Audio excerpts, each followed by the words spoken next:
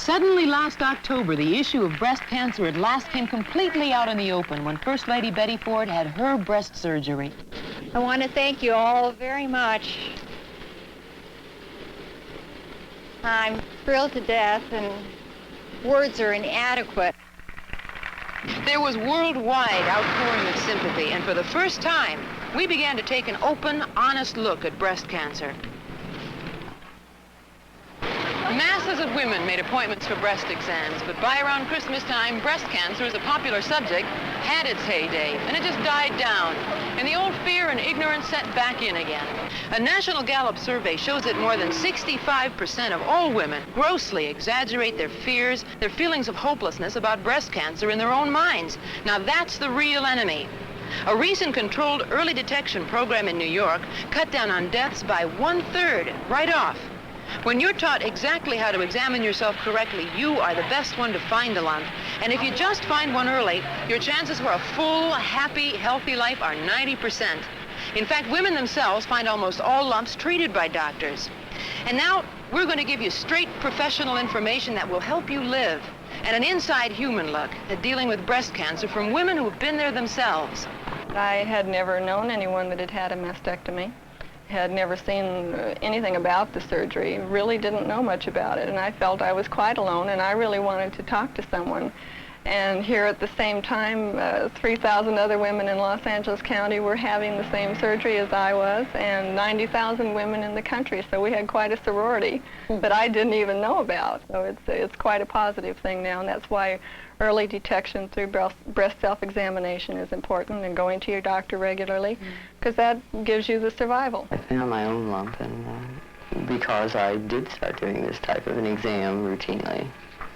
And this is an important thing, a very important thing, that women become familiar with their breasts so that they will know if there is something different in their breast.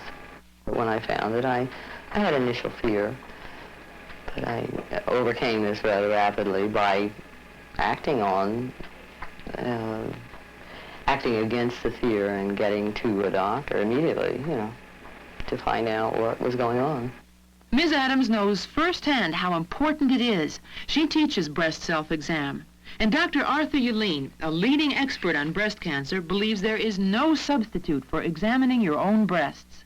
It would unquestionably lead to earlier discovery of cancers, and earlier discovery leads to higher cure rates. It's as simple as that. Cancer of the breast is curable, and the degree to which it's curable is dependent totally on how early it's found. It's extremely important for women to know and understand why they're there, what's happening to them, what the examination shows, what it means to them. And when it comes to any kind of decision regarding therapy, be it surgery or otherwise, she should know what that's going to mean to her, what her alternatives are, and have a firm understanding. And that takes time and education. And teaching a woman how to do self-breast examinations is just part and parcel of the whole educational program for women. Would you like to see every woman go someplace where she can be taught self-examination and say, teach me? Of course, because that's the only way that cancer of the breast is going to have any inroads made in terms of making it a better, survival rate for them. Self-examination is specifically that important. That's right, every month. And that's the key. Next, we'll teach you, clinically and explicitly, how to do the life-saving breast self-exam. Less than 18% of all women do the breast self-exam, and still 95% of all lumps treated were found by the women themselves. Now, this demonstration's been approved by a leading educator and physician in the field of breast cancer, and it's the same kind of training that you'd get in the privacy of your own doctor's office. Do you examine your breast monthly? No, I'm afraid I don't. It's very important that you examine your breasts every month. Is there any reason why you don't? Well, basically, I don't know how. No one's ever showed me how. Oh, well, I'd like to teach you today. But first, I'd like you to know the time of the month to examine your breast. Do you know when that is? No. Well, just after your period every month is the best time, because that's when your hormone level is low and your breasts are most normal. Okay? Now, the first step in examining your breasts is just to look. So let's lower your gown and look in front of the mirror.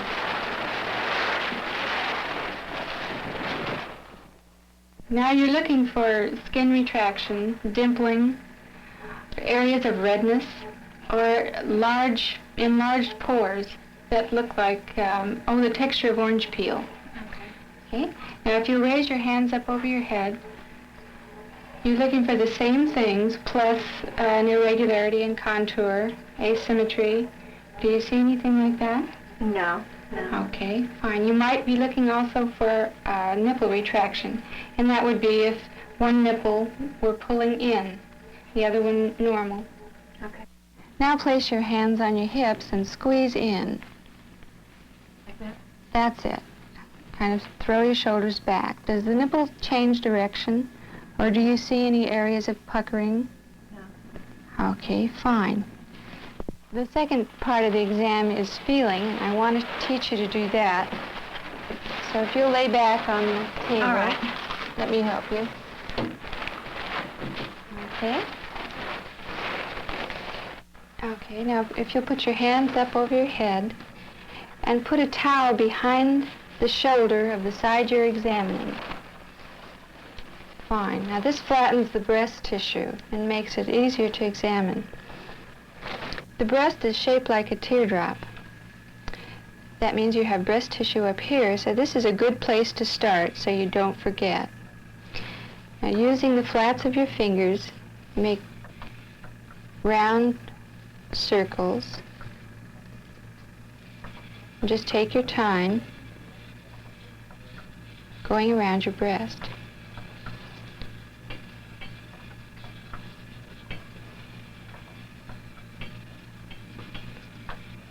You can feel your breast between your fingers and your chest wall. And then you can use smaller circles as you come in toward the nipple.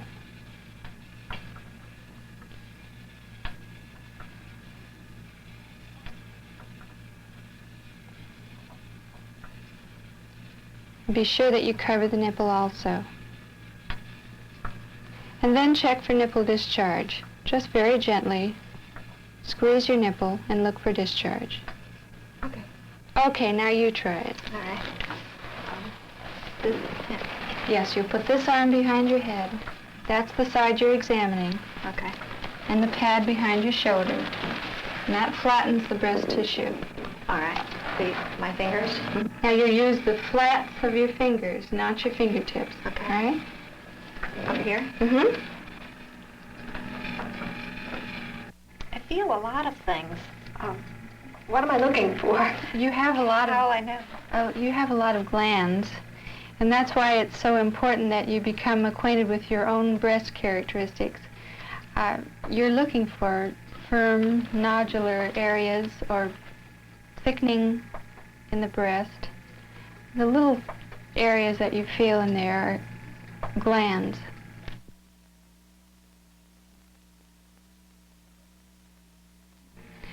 Okay, now just to review, when are you going to examine your breast? Each month at the end of my menstrual period. What are you looking for? Any kind of a swelling or change in the appearance of my breast, or a discharge, a lump, like that. Good, and what will you be doing if you find something that alarms you? I'm going to call you up. Okay. While you're in front of the mirror, here are the breast cancer warning signs you should look for. One of the most obvious is the enlargement of the skin pores. It would look kind of like orange peel. Another thing to look for is any change in the size or the shape of your breasts. You're already the most familiar with your own body, and with each monthly exam, the better you'll be at catching any change. And you should look for any change in the position of the nipples. Do they look even, or has one shifted, perhaps a bit to one side? There's another thing to check on the nipples, and that's nipple retraction. It's an inward puckering of the nipple or the tissue around it. It would look like a dimple. In this part of the exam, you should also check for sores or scaling on the nipple or the area surrounding it. And finally, see if you notice a redness of the skin. That could be a warning sign. All these points are included in a new self-exam teaching book that you should ask your doctor to show you. It's called Omni, and it should be a great aid in helping doctors teach more women how to examine their breasts. There's even a quiz in this book, so you'll know before you leave your doctor's office if you've remembered all the parts of the self-exam. Probably the most unique teaching aid is the Betsy. She's a real icebreaker in the whole psychology of the breast exam. She has built-in lumps, and like most women, I had no idea what a breast lump would really feel like, so I tried it out. Now, Betsy has some lumps programmed inside there, and she was designed to help women gain confidence in their ability to examine a breast. Use the technique we showed you. All right. There's something here. That's I right. think there's something here. That's one of the lumps. Feel Oh, it yes, now and get an yeah. idea what it feels like. All right. I know this isn't real, but it's easier to find than I thought it would be. That's interesting. I always wondered what it would feel like. Breast is a complex structure, and women aren't professionally trained to It's examine the definitely breast. there. Definitely there. Good. Okay. Keep examining around the breast. Okay.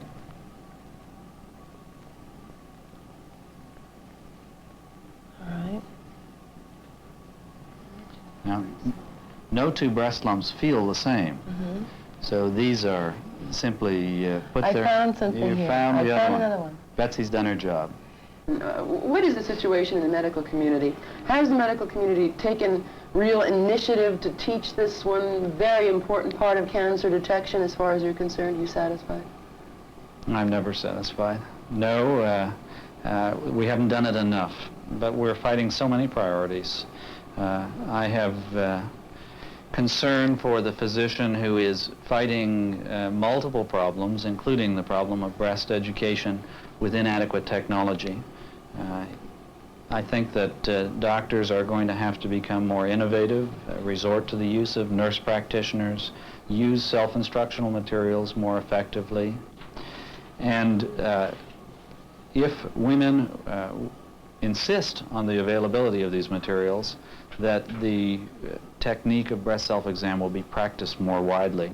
Most doctors argue they don't have time to teach each patient the breast self-exam, and a key person who is helping change that situation is the nurse trained specifically to teach it. Pat Adams is one of those key people. She teaches women every day at a clinic in San Diego, and her approach to teaching is very basic.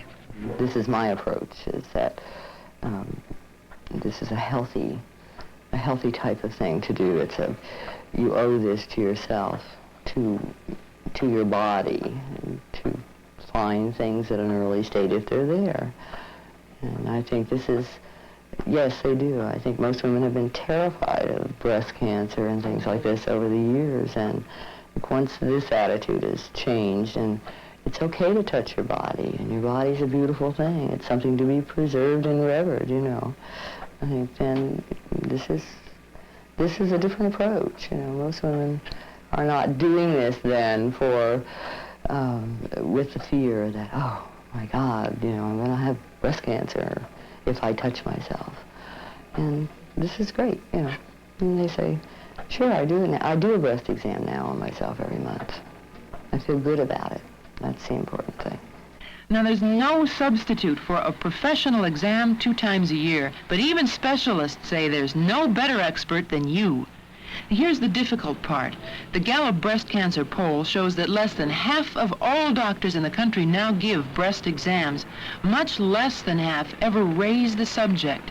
The doctors we talked with say the answer is for you to demand to be taught breast self-exam. Besides the breast self-exam and the doctor's examination, there are other techniques that fit into the vital program of early detection. They involve taking pictures of the breast. The thermogram measures the heat wave patterns of the breast. Pictures are taken with a machine much like a Polaroid camera. A doctor can see from the black and white photos if there is any concentration of heat and a possible problem. The zerogram is a variation of the mammogram or X-ray. With a zerogram, a Xeroxed image of the breast is instantly reproduced on paper. It gives the doctor a thorough look at the entire breast tissue. Despite all of the ways we have of detecting cancer, breast surgery is still a fact of life. There's a controversy in the medical profession as to whether a simple or radical mastectomy is the way to go. A national study is underway right now to shed more light on the subject of surgery. But the simple fact is, most women who have had a breast removed are living happy, normal lives. Take Linda Weiser. She's young, she has a full-time job, and she donates her free time to the Cancer Society, helping other women who have to have the surgery. First, I'm going to put my name and my home telephone number on here. So if you don't remember everything that I say today, you can always give me a call. And I don't care if it's 3 o'clock in the morning and you just feel like talking, you can always call me, okay? And I'm home after 6 o'clock. After 6. Right. And this book tells about Reach to Recovery, but it also gives you posture hints and will show you the exercises that I'm going to show you. So if you forget exactly what I say, they'll be here for ready reference. The reactions to the surgery are about as different as the number of women that have the surgery. They can go from total non-acceptance of the fact that they've had the surgery to, okay, well, this is it, and where do I go from here?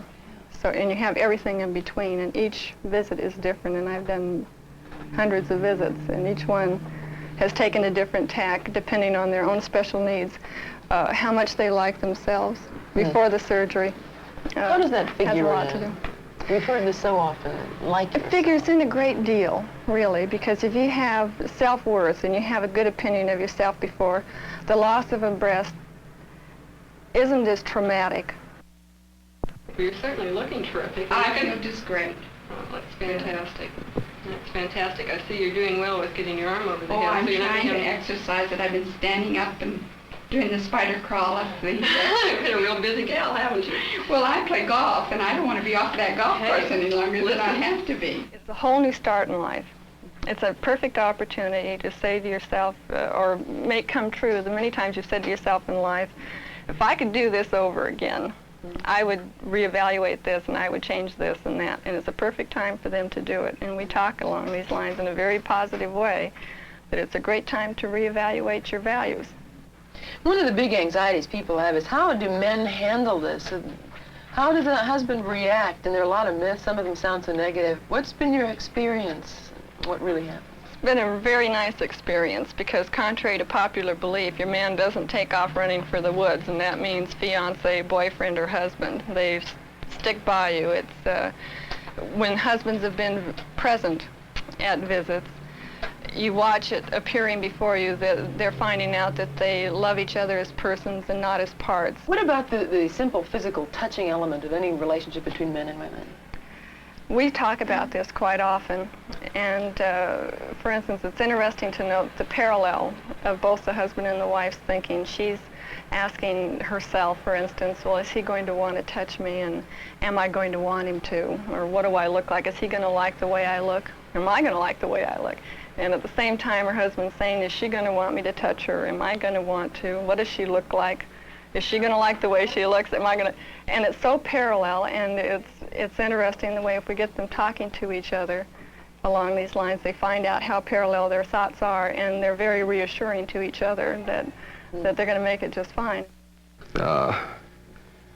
You just have to accept it as one of those things that happens in life, and you have to live each day to the fullest and possibly change some of your directions and priorities. But the one thing it really doesn't affect is your everyday relationship with your spouse. If you have a good relationship there, it's going to be just as good, if not better, and you just go out and live a good life. Life doesn't stop in any way. In fact, in my own personal experience, I'm engaged to a fantastic man right now, a man that finds this not a difficulty. You know, I really feel that women have and men have overemphasized the importance of a breast instead of the person, and this is important. You know, it's really important to rid yourself of this fear that your life will end if you lose a breast. It's no way does it end. In our research, we found that, yes, things are being done now to dispel the fears connected with breast cancer. A special fashion show for and by women who have had mastectomies was held here in Los Angeles last April. All of these models had had breast surgery. And there are programs for women who face the surgery, and the help comes from women who have already had it. The Cancer Society's Reach to Recovery program is one of them. And a group formed right here in Los Angeles called Women for Women is not only guiding women through the surgery, but they're making a real effort to get doctors, especially gynecologists, to give breast exams and then teach their patients how to do them. Some schools and communities are beginning to teach breast self-exam. And at USC, they're developing a program now to take right out to local areas that will give us all more confidence about breast cancer and that very important breast self-exam. I think everybody has to find their own routine. For women with children, it's important that they find a time when they are free and have time to do an unhurried exam. There are women who don't like to examine their own breasts, and I strongly encourage then that they obtain the help of a friend, husband, spouse, partner. Breast self-exam isn't just for women. It's for anybody who cares about women. And for that reason, we often teach men how to do so-called self-exam on their partner. The important thing is that it be done. And both partners have to share in the responsibility to see that it gets done. If a man cares about a woman, he'll make sure she does it every month. If you had the chance, in theory, to get one message only across to women about self-breast examination, what would that be? I'd say do it. Give yourself a present every month. Do the exam, have peace of mind, reassure yourself that you are healthy. I'd say get involved. It's not just my fight or a physician's fight or a nurse's fight. It's a woman's own responsibility. Get involved. Do it. There's only one exception. If you have cystic or very large breasts, you do need frequent and professional exams. But for every woman who finds a lump, please go see your doctor. 80% of all lumps are nothing dangerous at all, and you do want to know. You'll be doing such an important thing to help yourself have a long, a happy, and a healthy life.